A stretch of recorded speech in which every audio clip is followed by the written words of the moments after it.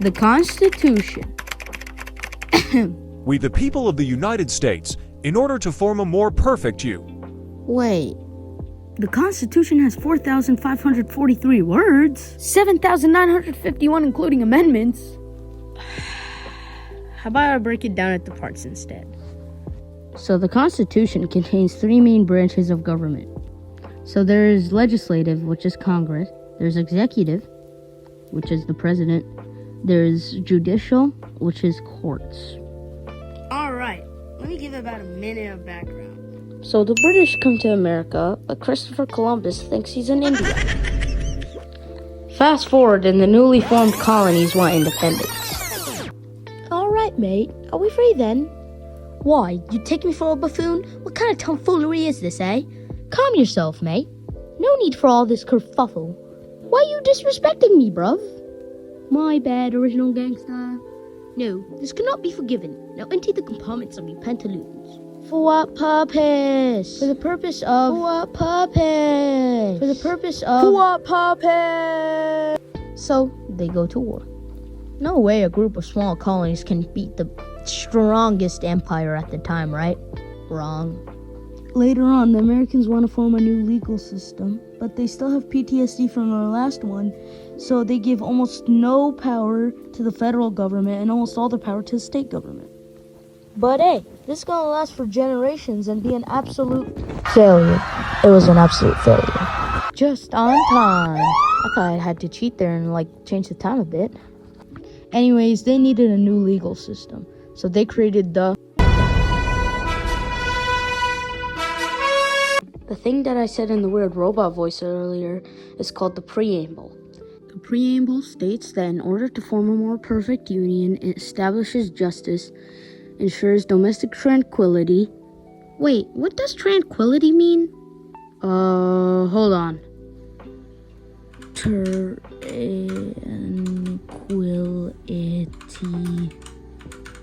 meaning. Aha! Of course. It means the quality or state of being. As I was saying before I was so rudely interrupted, the Constitution also provides for the common defense, promotes the general welfare, and secures the blessing of liberty? That means that it guarantees everyone liberty. As I was saying earlier, there are three main parts of government according to the Constitution: legislative, executive, and judicial. Let's talk about the legislative branch. The legislative branch is bicameral. Okay, before you ask, bicameral in this situation means there's two branches. The two branches are House of Representatives and Senate. To be a part of the House of Representatives, you would need to meet the following requirements. You must be 25 or older, you serve a term for 2 years, and you must be a citizen for at least 7 years. The Senate has the same requirements, it's just larger. To be a senator, you must be at least 30, serve a term of 6 years, and resided as a citizen for at least 9 years. Also, Congress votes on many things, and if there is a tie, the vice president breaks the tie. Wait, why does the vice president break ties? You asked too many questions. States also have their own way of electing their own Congress. So each state has its own Congress? Correct-ish? The state Congress doesn't have the same say as the federal Congress.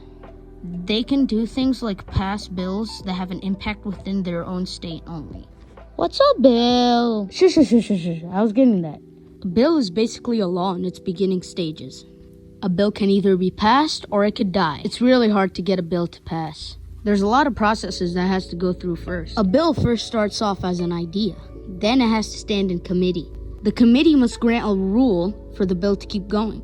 If not, then the bill is killed right then and there. After committee, it goes to floor action. Floor action is where the bill is discussed and debated. After that, it is taken to the second house. This means if a bill was introduced in the House of Representatives, it would then go to the Senate and vice versa. Then they would have another floor action there. Then they would have a conference committee with both houses of Congress. If the bill gets through all of that, which most bills don't, it is then showed to the president, and then he could choose to sign it or kill it. If the president vetoes the bill, it goes back to Congress, and Congress, with a 2 out of 3 vote, could veto his veto. And the president brings us to our next branch, the executive branch. In the executive branch, there's a president and vice president. They both serve a 4-year term, but there are certain requirements to be president. First one is that you have to be at least 35 years old, and you have to have lived in the United States for 14 years.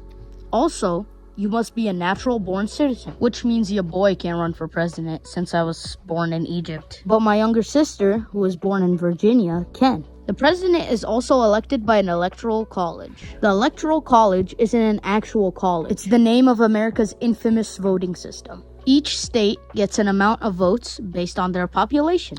Then they have a popular vote inside each state, and it's winner takes all. First person to get 270 electoral votes becomes president. But being a president comes with responsibilities. The president leads the armed forces, but not like in the medieval days where he actually leads them into war. He more so commands it at a distance. A president must also create a cabinet. A cabinet is a group of advisories that help the president make decisions. But the president also has perks. Like, the craziest thing to me is that the fact that the president can pardon criminals. All right, put your hands behind your back. You're getting arrested for murder. Oh, heavens no. That lad is with me today. That's probably not how it works. And if you ever find yourself in a war, the president can create treaties with other countries to prevent the war. Well, he does need 2/3 of Senate to agree, but that's only 66.66 people. That's because there's 2 senators per state. And doing some quick maths, that's 100 senators in total. And representatives are calculated based on population. Anyways, as I was saying, the president can also choose many judges and other government. The president also has to do some things that aren't so exciting, but have to be done. Sir, your schedule is full today. You'll be meeting with ambassadors, giving a yearly speech, having discussions with Congress, and making sure the law is carried out. Nah, what? I don't really want to. I'd rather be something like a judge. Yeah, a judge would be nice for the Supreme Court. Judges are a part of the judicial branch. The judicial branch is basically courts. They hold people accountable for their actions if they break the law created by the legislative branch and enforced by the executive branch. Think of it like this. The legislative branch creates laws, the executive branch enforces laws, and the judicial branch decides if those laws are constitutional or not. But not any member of the judicial branch can decide whether a law is constitutional or not. It has to be a majority rule of 5 out of the 9 Supreme Court justices for it to go through. By the way, judges have to serve for life.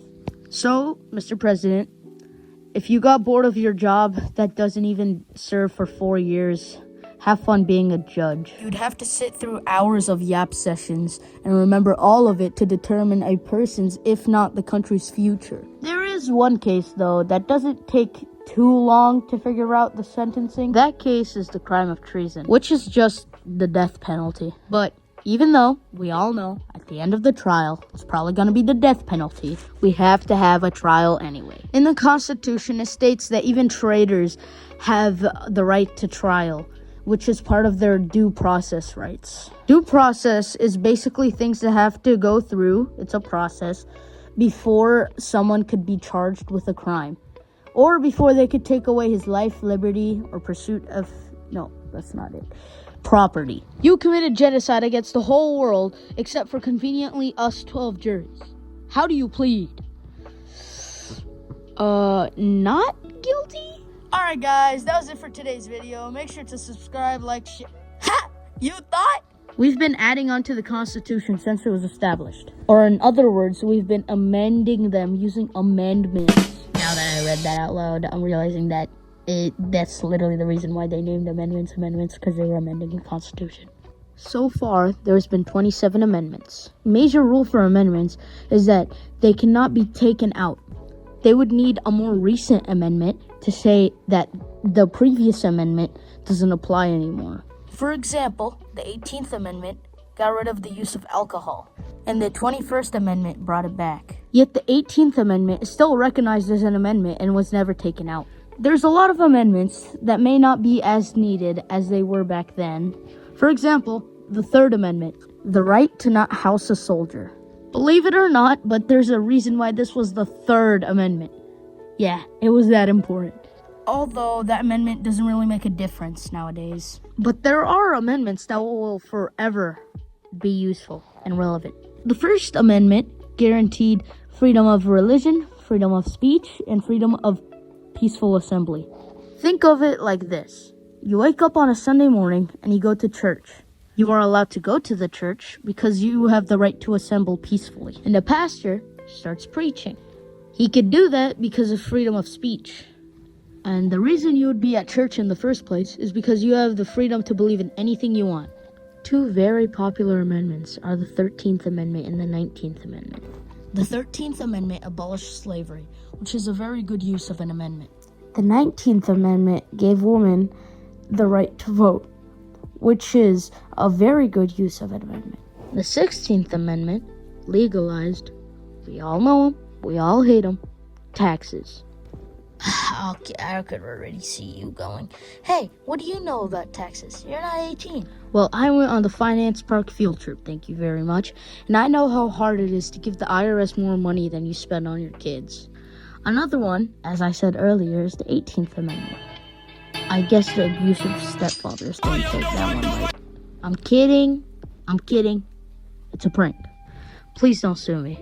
Now that we've talked about all the parts of the government, and all of the rules and laws put into place, how does the government keep itself in check? How does one branch make sure the other branch doesn't have too much power? The founding fathers asked themselves this question, and they found a way to separate all three powers into the three branches that I've already talked about: executive, legislative, and judicial. There are certain things called checks and balances that each branch can have on one another to make sure that the other one isn't abusing their power. The president can have meetings with Congress to make sure they're in check, and he can also veto a bill that they've passed. But Congress ain't no punk.